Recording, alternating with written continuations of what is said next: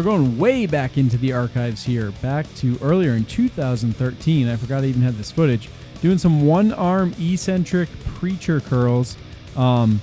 This one, you want to own that preacher bench. You want to have that seat super high, full ability for your body to practically climb over that thing if you had to. If there was, $100 on the floor, boom, you could jump over that thing and snag it. So the reason for that is because you want to be fully maneuverable for both spotting yourself and if you just need to bail on the exercise, either, full fatigue on the last rep or just something gets a little sketchy and you're like, this doesn't feel right and I got to bail out. So having that ability to be up high. So if you're in a seated one like this, putting that seat as high as you possibly can, or if you're in like one of those standing preacher stations, making sure to put the pad that your arms go over as low as you possibly can. Again, making it accessible for your body to, own that thing as much as possible. You'll notice here on my final rep, I usually do go with the fully bail tactic. Just let that stretch all the way down and boom, let go. If not, again, make sure you're fully ready to kind of half climb over that bench, really kind of cradle your whole forearm and yank that dumbbell back into a safe position and end the set. I don't honestly feel that you can fully extend your arm, at least if you're trying to really overload and get a good amount of weight, that you can fully extend your arm before that extra hand comes in there to kind of rescue you at the bottom. Experiment with that. You may find you want to go with a lighter weight and get full extension. Me, I choose to just get close and again be able to handle a little bit heavier weight. You'll notice on there my micro progression device for dumbbells. Not trying to put a teaser. It's one of those things where honestly it crushes me sometimes. If I just had someone else's money and could event all day long, gosh, I would get so many things out there. Someone else's money and maybe a little more time, I guess. But too much to do, too little time. But anyways, it's coming soon enough here at some point.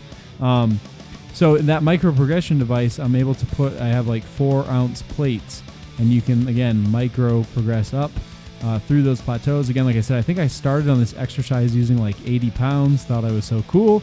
And then in this video, I was probably using like 122.5 or something. Something kind of nuts when you think about the progression you're able to make on it. How I would integrate this into my program, I'd say I usually, again, I've talked before about how I often have different versions of workouts I rotate through. So, 3 or 4 different workouts for whatever body part it is. So say there's like 4 different varieties of whatever I was doing for biceps training. Probably 3/4 of the time I would tack on just honestly a set of, 3 or 4 reps of this eccentric, very heavy. And then once, probably once every 1 out of 4 workouts or so, I would do where I would do whatever I was doing, then I'd tack on this 3 or 4 reps, pretty heavy, back off slightly, and get another set of, say, 6 or 7 reps. So not necessarily a rest pause or a drop set, but just basically just an extra eccentric working set with a little bit lighter of a weight that made me feel safer handling more, like 6, 7 reps. I also like doing this with a cable. If you can get that preacher bench over to a low cable pulley, that's a good one as well. And I do feel safer there, and I definitely feel like I can go to much closer to full extension, if not full extension. It just feels safer. Finally, I just want to say, if you're going to, some of this may be new to some of you. You may be thinking, I haven't seen this kind of stuff. Not sure what I think about it. I really think you need to commit to eccentric training. It doesn't mean that you have to like fully, overhaul your whole training program and make it all this. That's not what I'm saying at all. What I mean by commit is just simply say like, yeah, I'm going to tack this on, 3/4 of the time to my workouts, whatever it may be, and really give it a fair shot and map out those progressions. Micro progress it up. You'd be really surprised how long you can keep that run of gains going and going and going and going. And so I'm bringing this up because I find I've seen it with a lot of trainers and stuff. They like to push down on their clients, like they'll have them do leg extensions or leg curls, and they'll manually push down the resistance and be like, ooh, eccentric overload. Or like they'll be like, yeah, negatives, it's better for muscle building, and like it's the greatest thing ever. And obviously I'm a fan of it, but it's like, yeah, when you use it consistently. So they might like say they're doing this exercise I'm doing here with like a 50-pound dumbbell, and maybe they can normally only do, 20 or something. And they're like, check this out, I can do 50. And then you see them like a year later and they're still doing 50. And you're like, okay, well, nothing works unless you do. You know what I mean?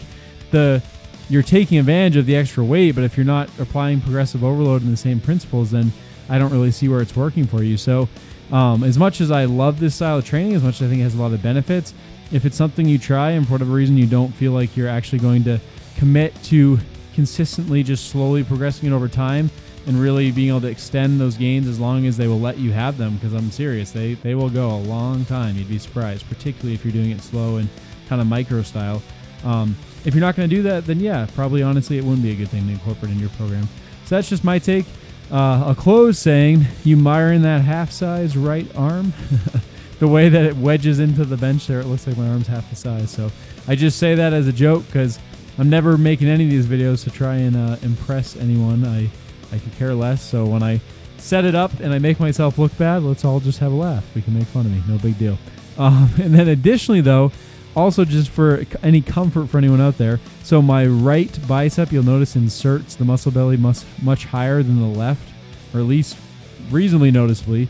Honestly, when posing in the bodybuilding contest I did, Cliff actually had me, thank you Cliff for the great idea, rather than fully supinate my hand on the right side, I would kind of go with more of a neutral grip, and that would kind of fill in that high insertion and just kind of make the arm look better.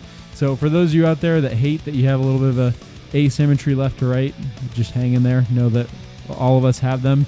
There's ways to kind of, I guess, hide them or try and make the best possible look out of them, but we all have them, so you're not the only one. No worries. Enjoy this exercise, though. Let me know if you got any feedback or thoughts on this. Again, like I said, the cable variation, I haven't honestly tried any of the machine variations, but I suspect those would work really good as well.